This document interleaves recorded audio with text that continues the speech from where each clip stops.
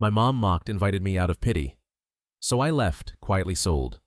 The family cabin, froze accounts, and let lawyers finish it all. My mom said, "We are only inviting you out of pity, so do not stay long." I just smiled, took a sip of my drink, and quietly left. 2 weeks later, they found out I had sold the family dacha they all counted on for summer vacations. Then, the bank statements started arriving, their joint accounts were closed, the property taxes were unpaid, and a lawyer's letter was on its way. "We are only inviting you out of pity, so do not stay too long." The words hit me as I set down my glass, the echo of my mother's voice, sharp and casual, cutting through the hum of clinking glasses and polite laughter. For 1 second, I thought I had misheard her, that perhaps the music and the dull roar of conversation had twisted her words. But then my sister's laugh rang out, a quick, sharp sound, like a judge's gavel coming down, and I knew I had heard right. My mother leaned in close, her perfectly manicured hand resting on the back of my sister's chair, her diamond bracelet catching the light from the chandelier. She was already turning back to the group, dismissing me as casually as if she just swatted away an annoying fly. I felt my brother's wife's eyes on me, that smug sideways look she always gave me, as if sizing me up and finding me lacking. My brother, his arms slung possessively over her shoulder, grinned and took another sip of his expensive scotch, his watch flashing in the dim light. They were all in on it, every one of them. I just smiled and took a slow, deliberate sip of my whiskey, letting the warmth spread down my throat. I did not bother to answer. What was the point? I had heard those little digs all my life, felt the condescension simmering beneath their perfectly curated small talk. It used to bother me back when I thought I could earn their respect, or at least their acceptance. But that ship had sailed a long time ago. I set my glass down on the polished mahogany bar and glanced around the room. The house was just as I remembered it, all tasteful furniture and carefully chosen artwork. Every nook and cranny a reflection of my parents' carefully cultivated image. It had once felt like home, but now it felt like a museum I had wandered into by mistake. I left without a word, slipping out the side door into the cold night air, my footsteps echoing off the stone path that led to the driveway. I felt my phone buzz in my pocket, probably another group text from my sister or a last-minute reminder about a cousin's birthday. I ignored it and slid into my car, gripping the cold leather of the steering wheel. As I drove away, the bitterness of my mother's words settled into a slow, simmering anger. But there was something else underneath, a kind of clarity. They thought I was the black sheep, the family failure. Fine, I would play that role if they wanted me to, but on my terms. I was tired of being the butt of their jokes, the afterthought at every family gathering, the one they could dismiss with a sneer and a tight, condescending smile. By the time I pulled into the driveway of my apartment, a plan had already begun to form in the back of my mind. Something slow and meticulous, the kind of long game that would unravel their perfectly planned lives one thread at a time. The next morning, I called Dan, my attorney. It was early, but he owed me a favor. We closed a tricky real estate deal a few years back, and I knew he would be up for the kind of quiet, ruthless work I had in mind. When he answered, his voice groggy and slightly annoyed, I just smiled. "Hey Dan, remember that family dacha my parents put in my name years ago? I think it is time to make some changes." I did not waste any time. The morning after the party, I woke up with a headache. But it was not from the whiskey. It was the echo of my mother's words, the smug laughter of my siblings, the tight, condescending smiles they threw my way, as if they had me all figured out. Pity. That is how they felt about me. Like I was some family charity case they were dragging around to make themselves feel better. I got out of bed, splashed some cold water on my face, and sat down at my kitchen table. Its small, scratched surface covered with a mixture of yesterday's junk mail and an old coffee ring I had never bothered to wipe off. I grabbed a notebook and a pen, the same one I used to scribble notes on freelance projects, and started making a list, not a rant. No childish revenge fantasy. I was past that. This was a plan. Cold, calculated, and long overdue. The first item I wrote down in big, sharp letters: sell the dacha. I had almost forgotten about it. The family dacha, a cozy 2-story cabin on a lake about 2 hours outside of town, left to me by my grandparents. It had been a special place when I was a kid, full of summer memories, fishing trips with my grandfather, campfires that crackled late into the night, the sweet smoky taste of charred marshmallows. But my parents had quietly taken control of it years ago, treating it like their personal summer retreat, a place for family barbecues and long weekends with friends. While I was rarely even invited, They used it without a second thought, just as they used me as the punchline to their family jokes. But the title was, in my name, a fact I had mostly ignored out of a misplaced sense of family loyalty. I found my lawyer Dan's number and hit call. He answered on the third ring, his voice rough and groggy, as if I had pulled him out of a deep sleep. "Tom, what is going on?" It is not even 8 o'clock in the morning. I leaned back in my chair, staring at the gray light filtering through my thin apartment blinds. "I want to sell the dacha, the one my grandparents left me." There was a pause, and I could practically hear him frowning on the other end. "The family place, the one out on Lake Marlowe, I thought your parents used it." I felt a small bitter smile creep across my face. "They are, but the title is in my name, and I am done letting them treat it like their personal vacation spot. I want it sold quickly." Dan hesitated, probably weighing whether to push back. He knew my family had been to some of our gatherings back when I was still trying to keep up appearances.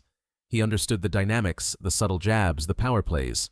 "All right," he said finally, his tone changing to something more professional, more focused. "I can make it happen. We need to do this quietly, if you do not want them to get wind of it before it is too late."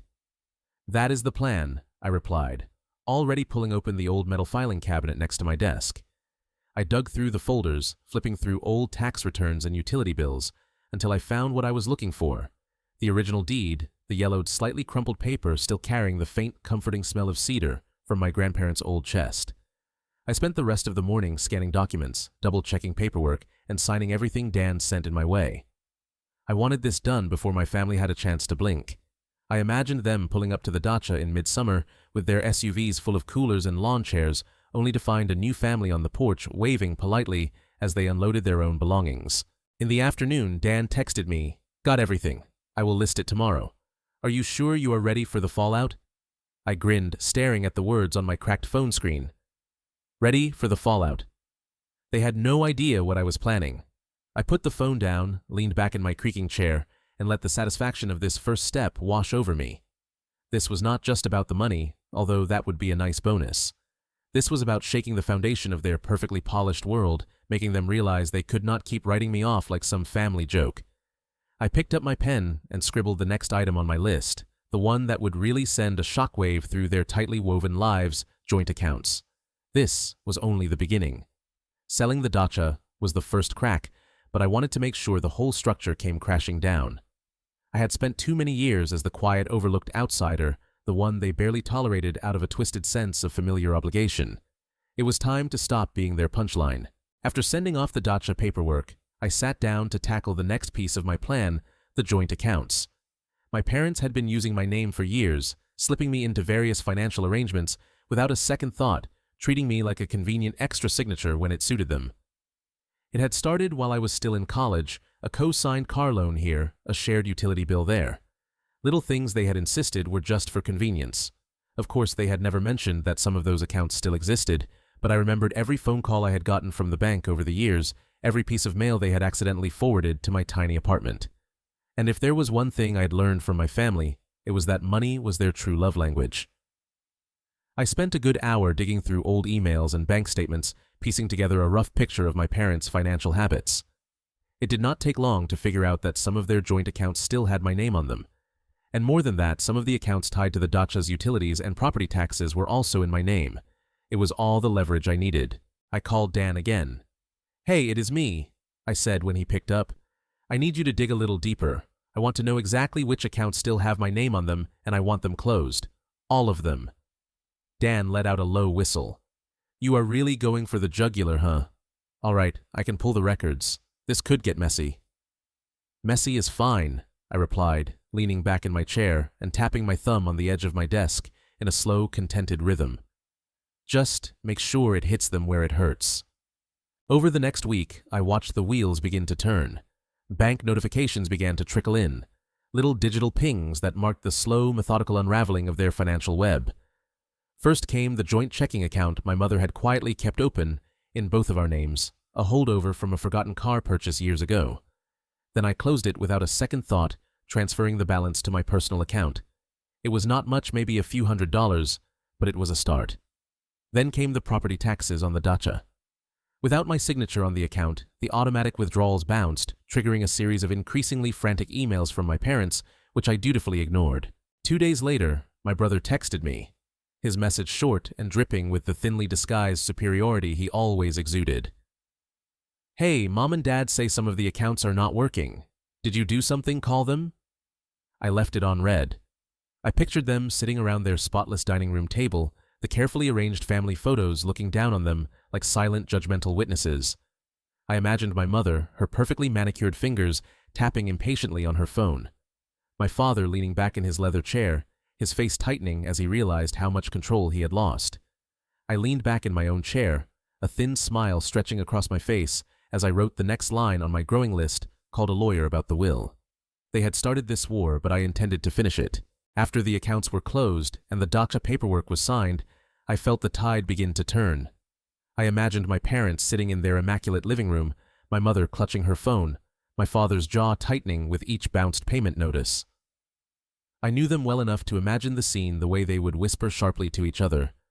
My mother's voice rising, my father trying to maintain control, his temper simmering just below the surface. But I was not done yet. I had one more card to play, one they would not see coming. The will. I had never given it much thought. I figured whatever they had would be divided among us kids, with my brother getting the lion's share as the golden boy of the family.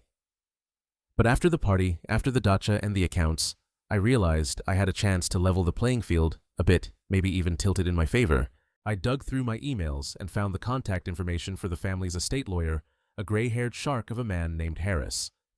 He had been my father's lawyer for years, a fixture at every family event, quietly nodding along as my parents bragged about their investments and my brother's latest career triumphs. I had always found him slightly intimidating with his perfectly tailored suits and thin, disapproving stare. But I knew he had a keen sense of self-preservation, the kind of lawyer who would drop a client in a heartbeat if it meant avoiding trouble. I called him the next morning, my coffee still steaming on the counter. He picked up on the second ring, his tone brisk and professional. "Tom, what can I do for you?" I leaned against the kitchen counter, watching a couple of pigeons pecking at crumbs on the fire escape outside my window. "I want to talk about the will, the family estate. I want to make sure everything is in order." There was a pause just long enough for me to imagine him sitting up straighter, the creak of his expensive leather chair echoing in his office. "Is there a particular concern you have?" "Tom," he asked carefully, his tone shifting slightly, as if trying to figure out if this was just a routine check or the beginning of a legal minefield. "I just want to make sure my interests are protected," I said, keeping my voice calm, almost bored. "You know, in case there are any surprises down the road." He hesitated, and I could almost hear the mental gears turning. Harris was a professional, a man who thrived on controlling narratives and managing family drama, but I could feel the unease creeping into his voice. "I would like to set up a meeting," he finally said. "We can go over everything and make sure your rights are clear." "Perfect," I replied, a small, satisfied smile spreading across my face. "Let us do that." I hung up, feeling a strange electric thrill run through me. I was no longer the passive, overlooked son, the afterthought of the family. I was turning their carefully constructed world upside down, one calculated move at a time. That night, I got a text from my sister. "Mom is freaking out. What is wrong with the dacha? Call me."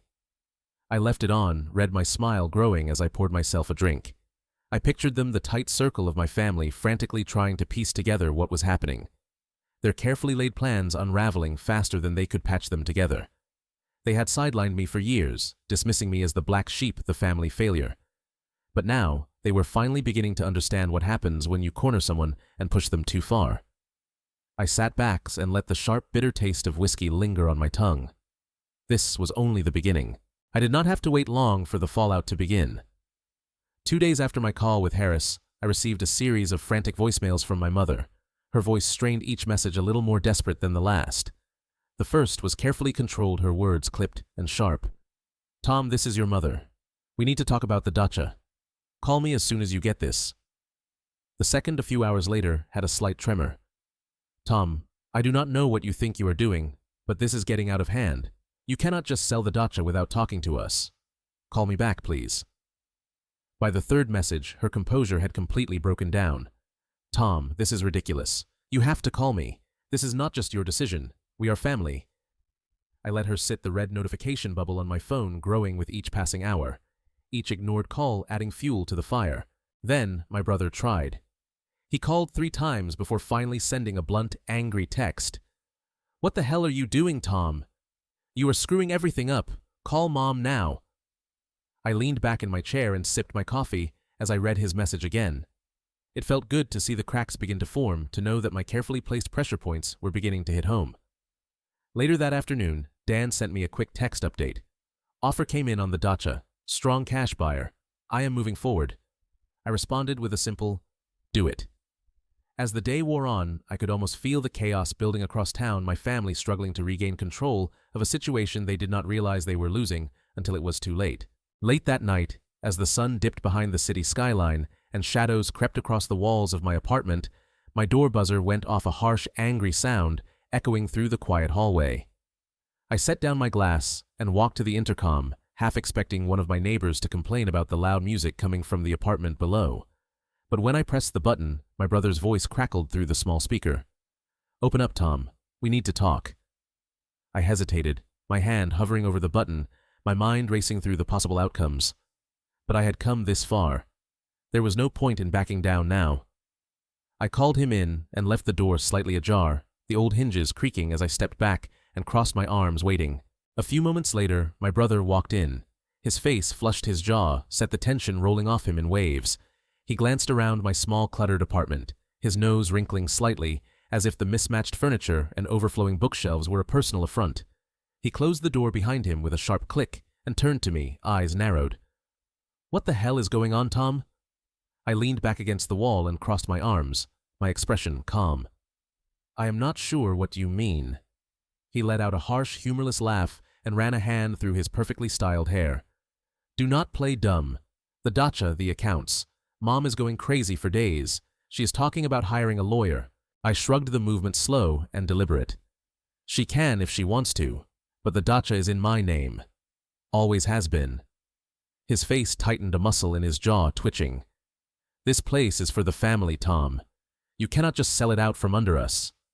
I met his gaze, my own eyes cold. Funny, I do not remember anyone asking my opinion when they used it for years without even telling me. Never heard anyone complain then. He took a step closer, his hands clenched into fists. For one moment I thought he might actually take a swing at me, but then he just let out a frustrated growl, turned on his heel, and paced the small living room, his eyes sweeping over the old sagging couch, the crooked picture frames on the wall, the chipped coffee table stacked with old magazines. He turned back to me, his voice deep and sharp. "What do you want? Tom money, is that it? Just tell me what this is about, and maybe we can work something out." I felt a slow, bitter smile spread across my face. "You still do not get it, do you? This is not about money. It is about respect, something none of you have ever given me." He opened his mouth to argue, but I cut him off, my voice rising for the first time. "You all wrote me off a long time ago, treated me like the family embarrassment, the failure. But you forgot one thing."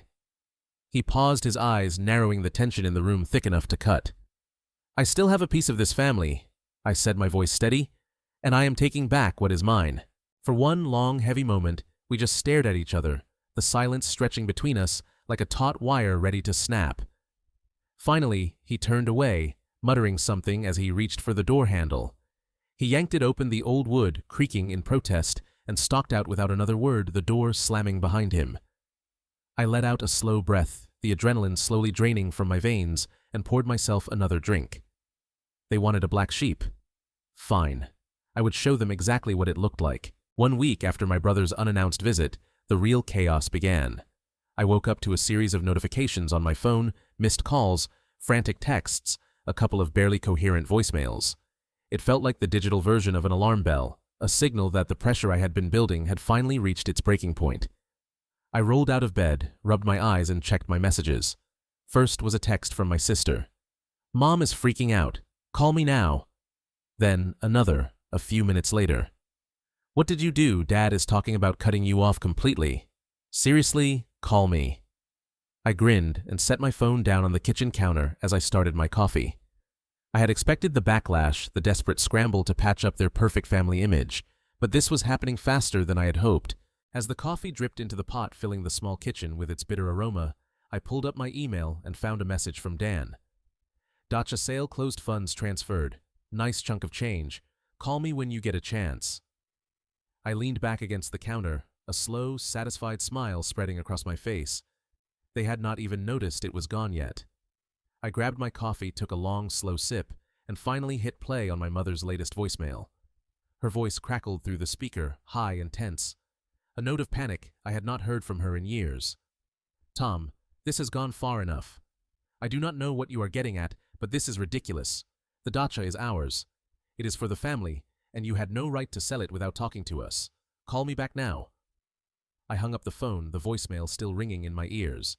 She sounded scared, genuinely panicked, a crack in her usually unflappable facade. Then, just as I was about to take another sip of my coffee, the door buzzer went off. I froze the cup halfway to my lips, my heart doing a quick, startled lurch.